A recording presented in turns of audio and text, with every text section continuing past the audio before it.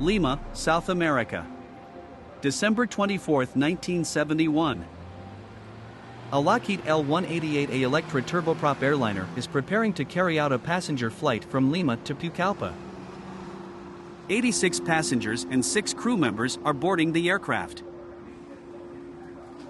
On that day, the only aircraft of LANSA was to operate a scheduled domestic flight LP508 on the route Lima-Pucallpa. On this route, the plane flew twice a day, but sometimes stood idle due to repairs. At that time, the 8-year-old LANSA already had a bad reputation, since 2 crashes occurred with its planes that claimed 1,500 lives, in 1966 and in 1970. Moreover, in both cases, the fault of the crew was proved, and after the second crash, the government days suspended the activities of the airline,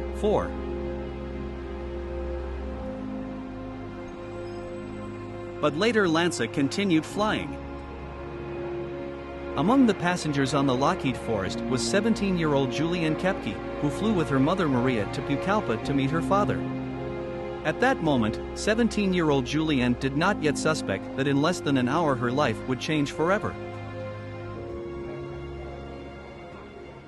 After a short delay, at 11:38 local time, a Lockheed L-188 Electra took off from Lima Airport. Having risen to an altitude of 21,000 feet, the plane headed for Pucallpa. Flight 508 passed through the Andes, where the weather was always unstable in the highlands, and overflying aircraft were often accompanied by thunderstorms and turbulence. Our plane was no exception either. When Lockheed flew over the Andes, storm clouds appeared ahead. Is that a thunderstorm? Wow, what? Commander, what are we going to do? Let's go, the car is strong, it will subside soon. In the current situation, the crew should have flown around the thunderstorm sideways. Yes, this would threaten to increase the duration of the flight, high fuel consumption, and knocking out of the schedule. But the crew, relying on their experience and underestimating the full force of the thunderstorm, decided not to bypass the bad weather, but to fly through it. Gradually, the clouds began to get thicker and darker, and there was also strong turbulence. It became dark as night, and the Electra was thrown from side to side, as a result of which things in the cabin began to fall from the shelves. Then a bright flash appeared near the right wing, probably lightning struck near the engine, igniting the kerosene vapors in the wing fuel tank.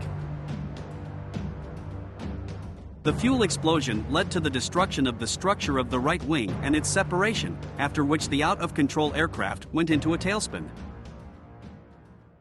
The first 25 minutes of the flight went well and sandwiches were handed out to the passengers.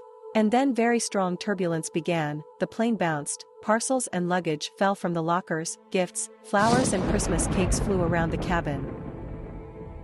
When we saw lightning around the plane, I got scared. Mom and I were holding hands, but we couldn't speak. The other passengers started crying and screaming. After about 10 minutes, I saw a very bright light on the outer engine on the left.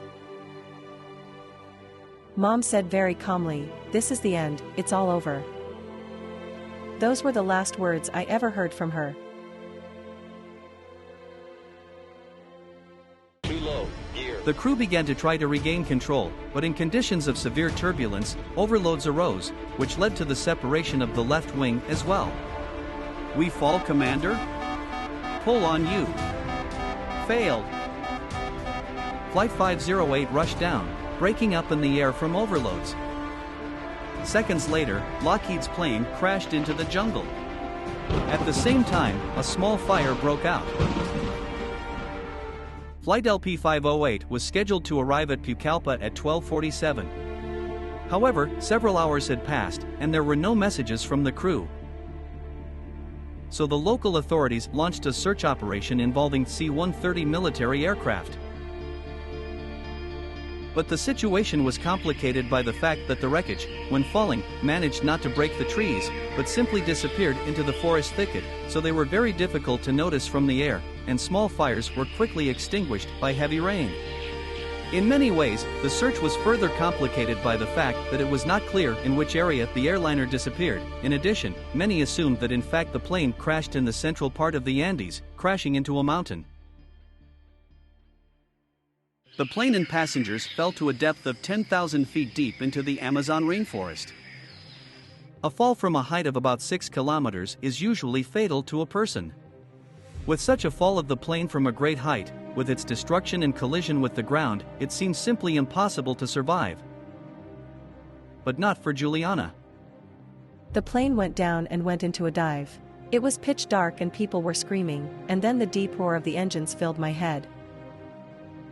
Suddenly the noise stopped and I was outside the plane. I was in free fall, tied to a chair and hanging head over heels.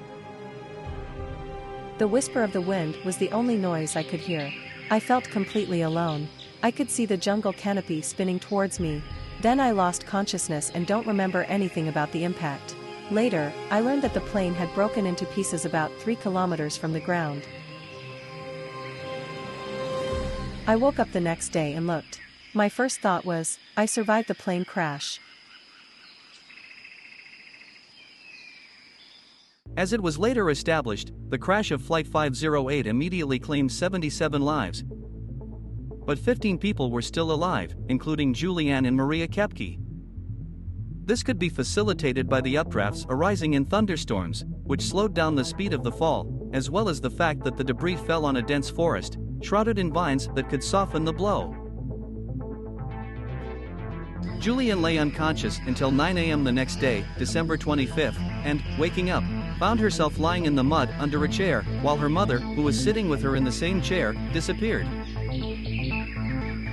The girl tried to stand up, which she did with difficulty.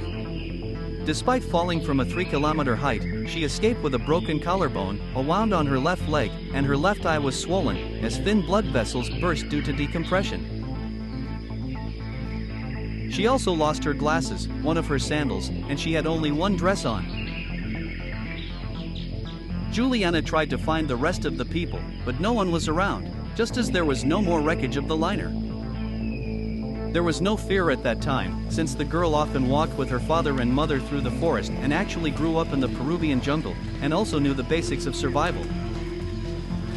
In addition, it coincided that 30 miles from the crash site was the Panguin Ruin Research Station, where the Kepke family often spent time.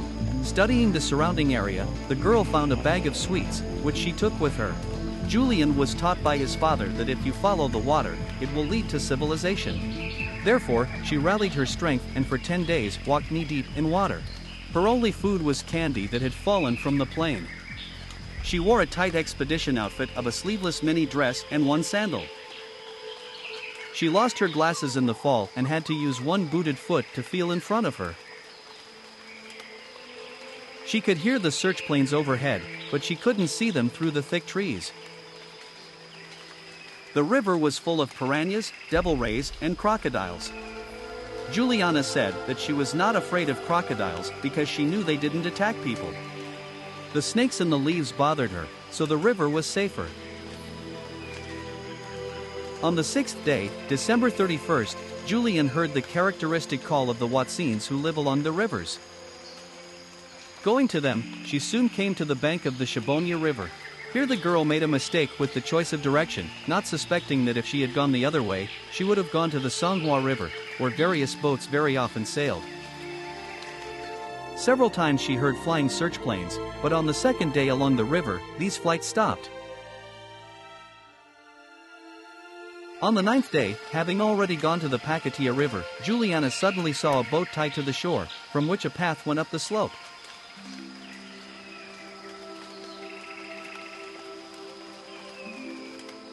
Having overcome this ascent with difficulty, the travelers saw a hut into which she climbed and where she spent the night. On the morning of the next day, January 4th, she was discovered here by the lumberjack Marcio Rivera, who was with 2 friends. By that time, the girl was already about to continue her journey downstream, but she was too weak for this. With the help of gasoline from the tank of the outboard motor, her wounds were washed, removing many worms, and after 11 hours they were taken to the village by boat. Then Julianne was transported to the local airfield, and from there to Pucallpa, where she was admitted to the hospital. Here Hans Wilhelm Kepke found his daughter. Thanks to Juliana's testimony, on January 5th, a large-scale search operation was launched with the involvement of many aircraft, including the U.S. Air Force. On the same day, the crash site of Flight 508 was found from a Peruvian DC-3, and on January 6, the Peruvian military arrived to it. However, by that time no survivors could be found. Thus, the crash claimed the lives of 91 people, 85 passengers and 6 crew members. The cause of the accident was said to be deliberate flight through difficult weather conditions, which led to the destruction of both wings due to fire, due to lightning ignition of the fuel tank, and severe turbulence. Subsequently, the LANSA airline was licensed. After the rescue, Hans Wilhelm and Juliana returned to Germany and completely immersed themselves in work.